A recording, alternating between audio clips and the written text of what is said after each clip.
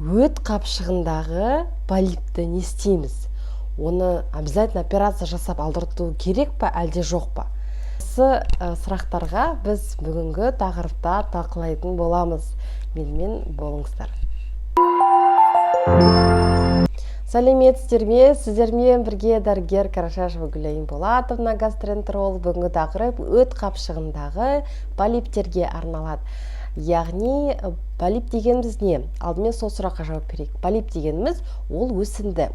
Яғни бүгінгі тақырыпта айтқандай өт қапшығының ішінде өсетін өсінді полип деп аталады. Полиптің көп жағдайда бізде ол өмірге аса қауіпті болмайды. Бірақ оның 10%-дай түрі, 10%-дай кездесетін жиілігі бізде қауіпті, немесе рак ауруын именно өт қапшығындағы қатерлі ісікке алып келетін түрлері бар полиптің. Яғни соған байланысты біз екіге бөлеміз. Біріншісі ол безопасный, өмірге қауіпті емес, және де ешқандай емнің қажет етпейтін түрі ол псевдополиптер. Псевдополиптер басқаша жалған полиптер деп атайды, ал екінші түрі ол истинный, яғни нағыз полиптер. Ол жаңағы біз айтып өткен бірінші ол предраковое состояние, яғни өспе алды жағдай болады. Одан кейін ол әрі қарай ракқа, яғни қатерлі ісікке айналу белгісі, яғни қасиеті бар. Енді полиптерді біз екіге бөлдік. Осы екінші біз айттық, бірінші түрінде ешқандай қажет болмаса, емнің қажеті болмаса, екінші түрінде ең басты және бір емі ол холецистектомия, яғни ота жасау, өт қапшығын алып тастау отасы. Соны алып тастағаннан кейін барлық жаңағы емі де сол, және де салдарының асқынуын, яғни ракты алдын алу негесі профилактикасы ретінде осы ем түрі болып саналады. Енді қандай жағдайда біз білеміз, яғни бұл псевдополип па, әлде шынайы полип па? Көп жағдайда полиптерді бірінші ол специалистке байланысты.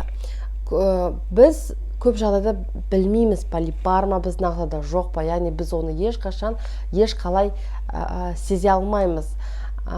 Көбінесе оны біз кездейсоқ ультразвукты, ультрадыбысты исследование зерттеуге барғанда бауырымызды, өт жолдарын қараған кезде полип находка болып тұрады. Немесе кейбір жағдайда, бір кішкентай процент адамдарда өт тас ауру секілді ауырсынудан кейін ауырсынуы сияқты симптом беру мүмкін полиптер. Соның салдарынан УЗИге барады науқас, сол жерде полип көреді деген сияқты. Енді қараңыздар, жаңағы псевдополиптер ол холестериннің көптеп шоғырлануынан пайда болатын полип. Яғни ол холестеринді полип деп айтуға болады. Яғни ол полипті көбінесе тағы да басқаша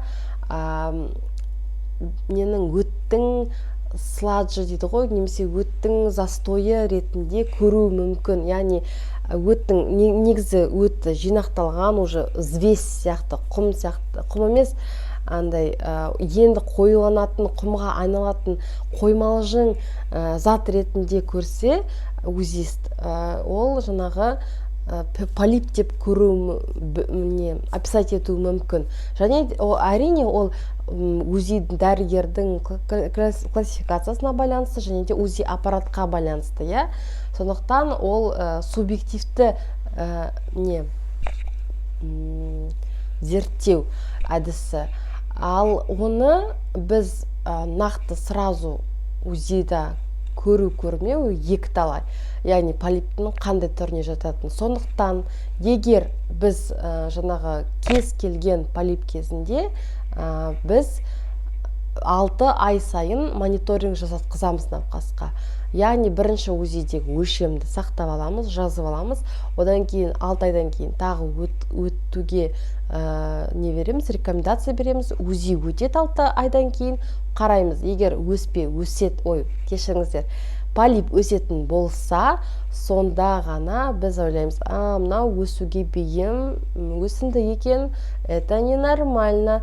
Яғни оның көлемі өссе, все, значит, скорее всего, это нағыз полип, и оны емдеу керек ота арқылы, яғни операция арқылы. Белгілі бір но бар, яғни мен айттым, любой полипті біз мониторинг жасаймыз. Бірақ егер бірінші рет УЗИ жасадыңыз, және де ол жерде 6 мм мен 9 немесе 1 сантиметрге дейінгі көлемде болса, біз уже 6 ай сайын обязательно жасаймыз мониторинг. Ал 1 сантиметрден асатын болса, ол уже показания холецистектомияға. Негізі 1 сантиметрден 2 сантиметр арасындағы полиптің көлемі болатын болса, оның ракқа айналуы, қатерлі ісікке айналу рискі 43-77% арасында. Ал егер 20 мм немесе 2 сантиметрден асқан не болса, полип болса, ол уже 100% жаңағы ракқа айналатын не бар, риск бар деп айтады. Сондықтан, яғни сіздің полипіңіз 1 сантиметрге дейін болса, міндетті түрде 6 ай сайын мониторинг жасайсыз. Оны ұғып алдық. Тағы бір айталатын мәселе, егер сізде жаңағы 0,6 болса, 0,6 мен 0,9 сантиметр арасында болса, плюс стенкасы, яғни өт қапшығының қабырғасы қалыңдығы 4 мм-ден асса, ол да уже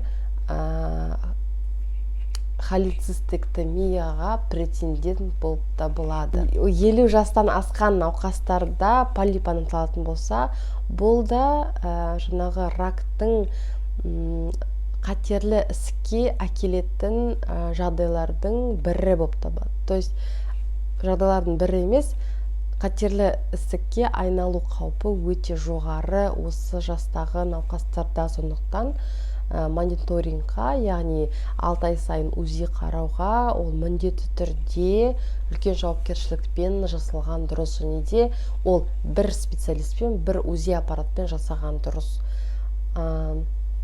Яғни бір адам көру керек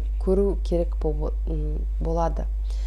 Осы бүгін өте қысқа деп ойлаймын, енді полип туралы айттым, бірақ түсінікті деп ойлаймын.